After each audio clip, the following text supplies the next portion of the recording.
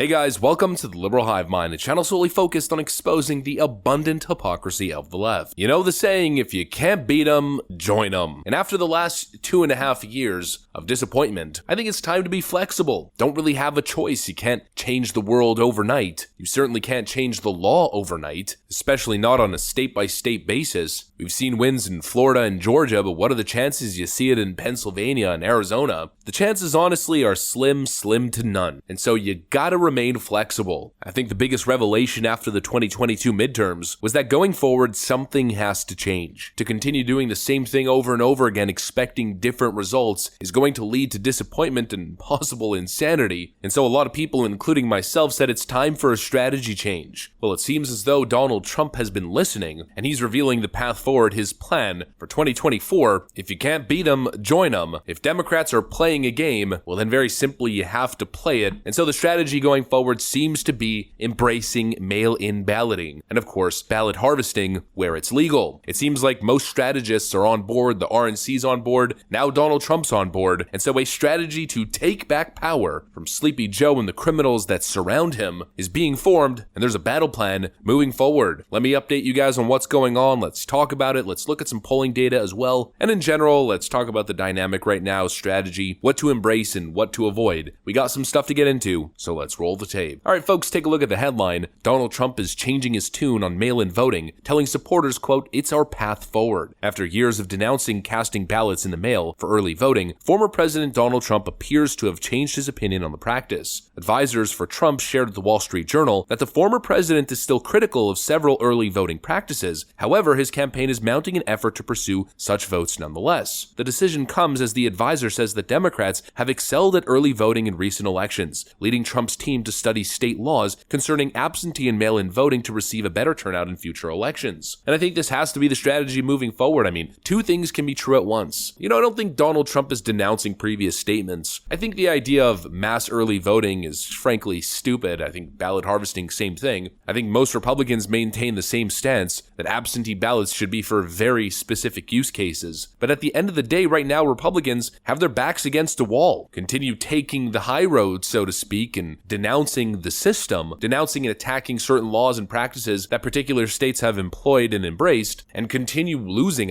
perpetually, indefinitely, or play the damn game, attain more power, actually win elections, hypothetically, hopefully, and possibly change the system from there. I think that's a better strategy. And Donald Trump seems to be embracing that strategy wholeheartedly. Democrats have managed to defy all odds, and even in environments where they're clearly not favored to do well in elections, not only due to the political environment, historical trends, but in cases where voter turnout and voter enthusiasm are low, they still manage to perform well. They still manage to achieve high voter turnout. In many cases, it seems almost as if they're not even spending money campaigning, but rather they're focusing on early voter initiatives. They're focused on door knocking, getting ballots to people's home and ensuring that people are casting their ballots, almost as if they know exactly how many votes they need to get and they're trying to meet that threshold. We've seen in many cases they're targeting universities, they're targeting communities where historically people might not have showed up on election day to vote, and they're going to them and saying, cast your ballot. We're going to help you with the process. They're focused on that. They're focused on boots on the ground. They're focused on ballot harvesting. And in some cases, they're focused so much on those aspects that they don't even feel the need to campaign. Katie Hobbs in Arizona didn't campaign. She didn't debate. She barely campaigned. She didn't even really show her face, but they had a strategy. No matter how much you don't like the system, no matter how much it bugs you, no matter how corrupt you think it is, complaining about it, refusing to participate in it is only going to make it worse. The only way to fight Democrats is to get in the mud with them. They want to play in the swamp. Well, you got to dive right into the muck. We have proof of concept. It's worked in California and many counties. In California, of all places. It also worked recently in a special election in Pennsylvania, where Republicans actually outperformed Democrats in mail-in early voting, effectively defending their seat. We've seen the proof of concept. Republicans can beat Democrats at their own game, and now Donald Trump's on board. That changes everything. It's time to start coming up with a coherent strategy. The reality is the RNC is not going to do it. Mitch McConnell, Ronna McDaniel, they're a complete disaster. Take a look at GOP War Room or RNC Research, some of the ads that they run. They keep just posting this same frickin' video over and over again. 24 minutes of Democrats denying election results. Posting this over and over and over again. Who got 'em?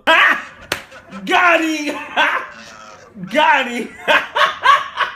Oh, leftoids BTFO'd. It's got to go beyond the tactics that we're seeing from the RNC. Oh, look at Joe Biden shuffling away from the stage. Oh, look at Kamala Harris talking about school buses. Oh, eggs are expensive. You're not going to win an election like that. It's not going to happen. You got to get in the dirt. You got to play the Democrat game. You got to beat them at their own game. Democrats play dirty. Democrats play nasty. It's time for the GOP to get a little nasty. Donald Trump obviously is really good at that. And it's also time to start taking some hard-line stances. Hard-line stances on the border, on the economy, against our foreign adversaries, corrupt school boards, public schools, protecting children. Real hard-line stances, tackling issues that frankly should be bipartisan, instead of this weak sauce garbage that we keep seeing from the RNC. Not wanting to step on anyone's tippy toes, not wanting to seem too extreme. God forbid we make ourselves seem unelectable. God forbid the New York Times calls us extremists. Republicans can't win sporting little Ukraine pins and constantly apologizing for Donald Trump's mean tweets. I still firmly believe that Donald Trump is the man for the job. We're now seeing that nearly 9 in 10 Democrats say that Biden should not lead the party, that he's too old ahead of 2024. In many polls that were recently conducted, Donald Trump is beating Ron DeSantis, he's beating Nikki Haley, he's beating Kamala Harris, he's beating Joe Biden. The guy is clearly the man for the job. He has the right strategy, he has the right politics, the right talking points. He's also a man of action, while Joe Biden is clearly a man of inaction. Former President Donald Trump taking action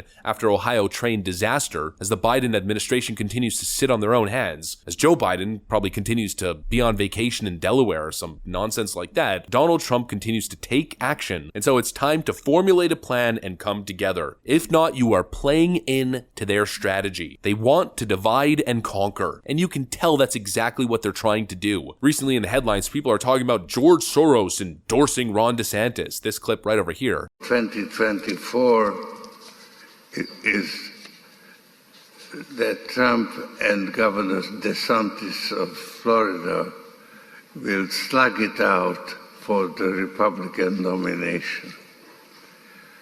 Trump has turned into a pitiful figure, continually bemoaning his loss in 2020.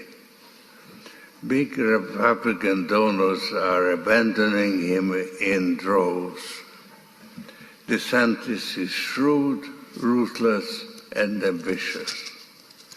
He is likely to be a Republican candidate. It's a completely disingenuous take. George Soros is essentially telling us the Democrat strategy. They're trying to pit Ron DeSantis voters and Trump voters against each other. They're trying to pour fuel on the fire and light up Donald Trump's ego. To be honest, it's working a little bit, but it's time to realize their strategy, their dirty games, and to not feed into it. Ron DeSantis hasn't even declared that he's running for president yet. Why the hell are we even talking about it? Donald Trump continues to be the de facto leader. He's the best shot you got. The uniparty establishment is trying to get in the way with their weak, cowardly, bend-the-knee, neocon, garbage politics. I've said it before and I'll say it again. The way to win is a very simple strategy. Coalescing, uniting behind one leader, just like the Democrats do, playing the dirty Democrat games, beating them at their own game, and not being weak on policy, being strong on policy, and undoing all the mess and all the damage. It's a simple strategy, and I think Donald Trump is seeing it very clearly. All that's left as we get into election season is execution. That's what I got for you guys. Hopefully you enjoyed it. If you did, make sure to leave a like and possibly subscribe to the channel. Thanks for watching, and I'll see you on the next one.